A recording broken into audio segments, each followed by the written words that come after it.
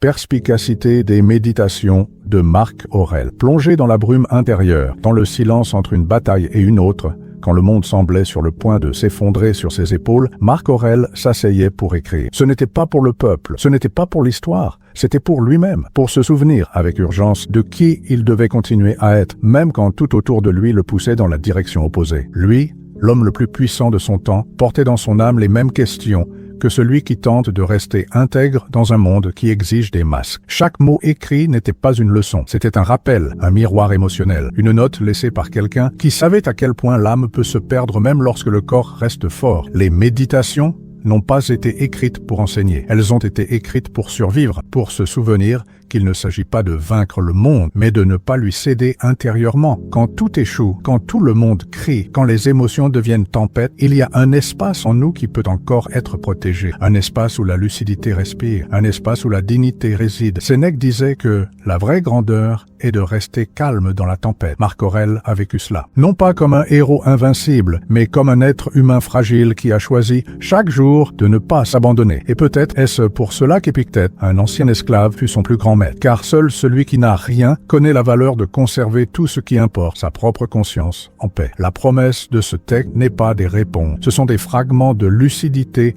pour les jours où l'âme paie, de petites étincelles de courage pour se rappeler que, même fatigué, même blessé, vous pouvez encore choisir votre propre présence. Vous pouvez encore décider comment traverser la douleur sans vous perdre. Le bonheur de votre vie dépend de la qualité de vos pensées. L'esprit est comme une maison où nous habitons sans nous en rendre compte. Et parfois, même en silence, il se remplit de voix qui ne sont pas les nôtres, des voix qui jugent, qui exigent, qui blessent, des voix anciennes, répétées, qui se sont installées comme des vérités, mais qui n'ont jamais été vraiment les nôtres. Marc Aurèle le savait. Il écrivait pour nettoyer ses murs, pour filtrer ce qui entrait, pour se rappeler que le bonheur n'est pas une émotion aléatoire, c'est une construction intérieure, faite avec ce que nous choisissons de penser. Il y a une blessure silencieuse que presque personne ne voit, celle de vivre otage de ses propres pensées. Cette fatigue de se traiter en ennemi, de se comparer tout le temps, de croire à chaque narration cruelle qui traverse l'esprit. L'esprit devient une prison quand nous oublions que nous en avons la clé. Et Marc Aurèle nous donne ce rappel. Pas le monde, c'est ce que vous décidez d'en penser. Et penser est un choix, même si c'est difficile,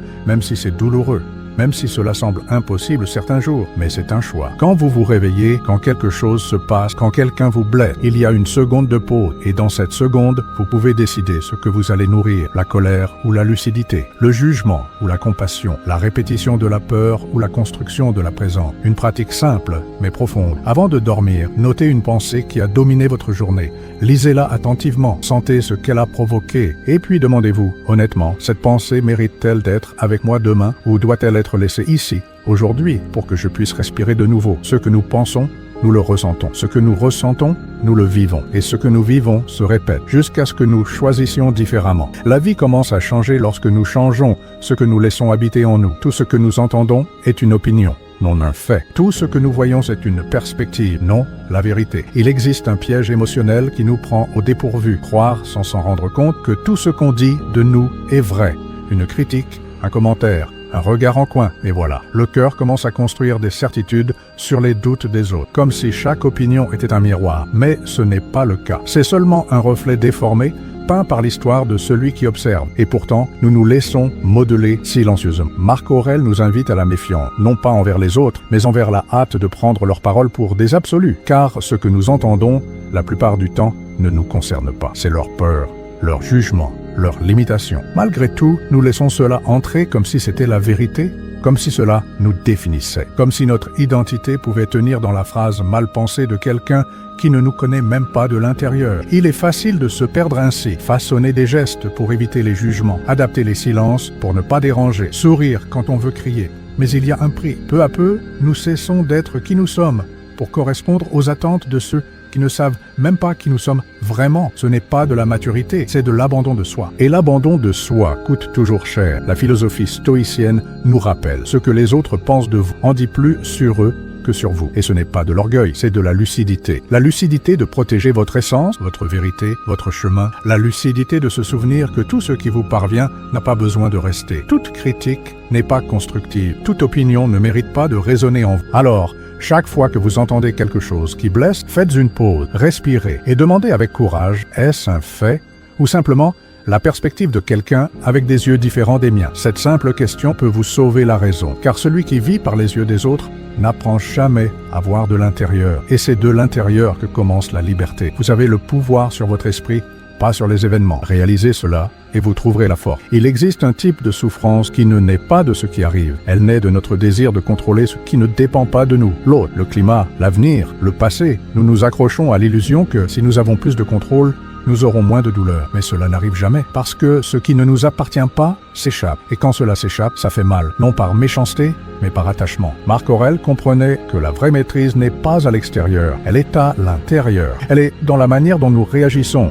Interprétons, soutenons ce qui nous arrive. Lorsque nous essayons de contrôler les événements, nous vivons dans l'attention. Lorsque nous comprenons que le seul contrôle réel réside dans la manière dont nous choisissons de répondre, un nouveau type de pouvoir naît. Un pouvoir silencieux, mais profond. Un pouvoir qui ne s'impose pas, mais soutient. C'est difficile à accepter, parce qu'on nous a appris à faire des plans, à prévoir les risques, à éviter les échecs. On nous a appris que si quelque chose a mal tourné, c'est de notre faute. Et cette culpabilité devient un fardeau insupportable. Mais Marc Aurèle nous offre une autre voie, un chemin où la force réside dans le lâcher-prise, dans l'acceptation de ce qui arrive, dans le fait de ne pas lutter contre le courant, mais d'apprendre à nager avec présence. Cette présence n'est pas de la passivité, c'est du courage. Le courage de voir le chaos et de conserver la sérénité. Le courage d'entendre un non et de ne pas s'effondrer. Le courage de vivre le deuil sans se perdre dans la douleur. Parce que lorsque vous réalisez que vous avez le pouvoir sur votre esprit, vous vous libérez du désespoir d'essayer de contrôler le monde. La liberté ne consiste pas à obtenir tout ce que l'on veut. Elle consiste à ne pas se détruire lorsque cela n'arrive pas. Et cette force, personne ne peut vous l'enlever. Elle est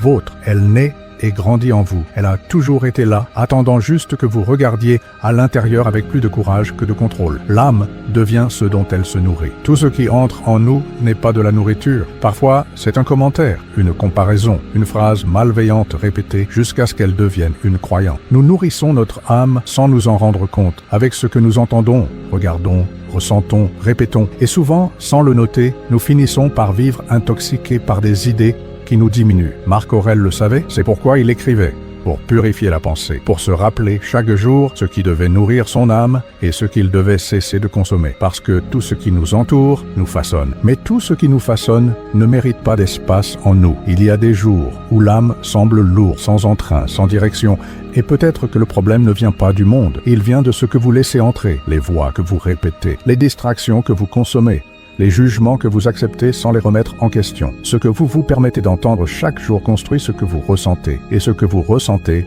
définit ce que vous devenez. C'est pourquoi il existe une pratique silencieuse qui change tout. Choisir avec intention ce que nous laissons entrer. Choisir avec plus de soin ce qui nourrit notre pensée avant de dormir. Ce qui nourrit notre silence au réveil. Une phrase, un souvenir, une image, une valeur, un simple geste. De petits aliments pour une âme affamée. L'âme devient ce dont elle se nourrit. Et c'est peut-être le rappel le plus nécessaire pour une époque où tout veut nous distraire, où tout veut nous voler notre présence. La question qui demeure est, de quoi avez-vous nourri votre âme ?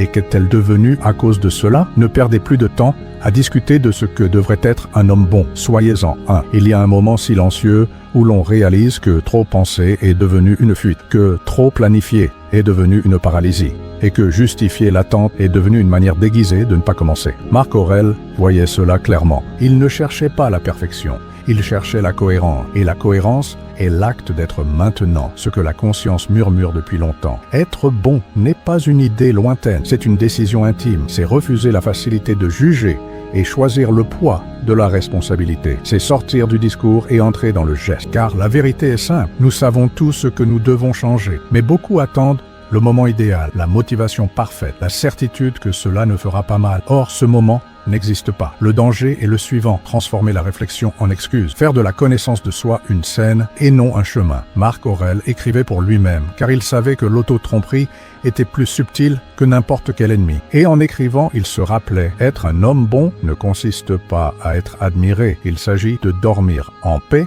avec son propre caractère. La question est donc pratique. Qu'est-ce que vous reporteriez pour toujours si vous ne vous obligez pas à commencer aujourd'hui, que c'est déjà votre conscient? Mais votre zone de confort continue de faire semblant de ne pas voir. La vertu stoïcienne commence par le pas que les autres n'ont pas fait, mais par vous, dans le silence de votre propre choix. Ne perdez plus de temps à discuter, ne perdez plus de temps à attendre. L'âme sait déjà, il ne manque que l'action.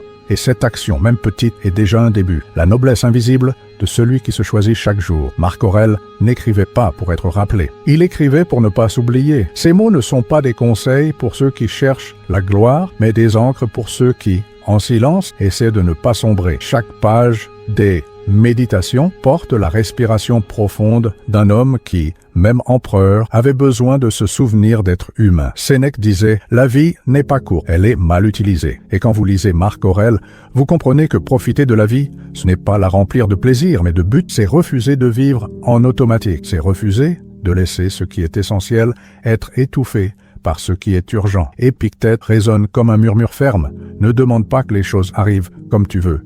Désire qu'elles arrivent comme elles doivent arriver. Et ce changement de perspective transforme tout. Car lorsque nous cessons d'exiger le contrôle et commençons à pratiquer la présence, un type rare de liberté naît. Une liberté silencieuse, intérieure, incassable. La plus grande perspicacité des méditations ne réside pas dans de belles phrases. Elle réside dans l'effort continu d'essayer, même fatigué, même en échouant, même sans applaudissements. Se lever, regarder à l'intérieur et décider d'être quelqu'un digne de sa propre conscience. Peut-être qu'être empereur de Rome n'a pas été la plus grande conquête de Marc Aurèle. Peut-être que la plus grande conquête a été de maintenir son âme ferme au milieu d'un monde qui essayait tout le temps de la lui arracher. Et peut-être que notre plus grande conquête est similaire. Choisir chaque jour qui nous voulons encore être, même quand personne ne regarde, même quand personne ne nous remercie, même quand tout demande le contraire. Parce que là, dans le silence le plus profond, réside la vraie force.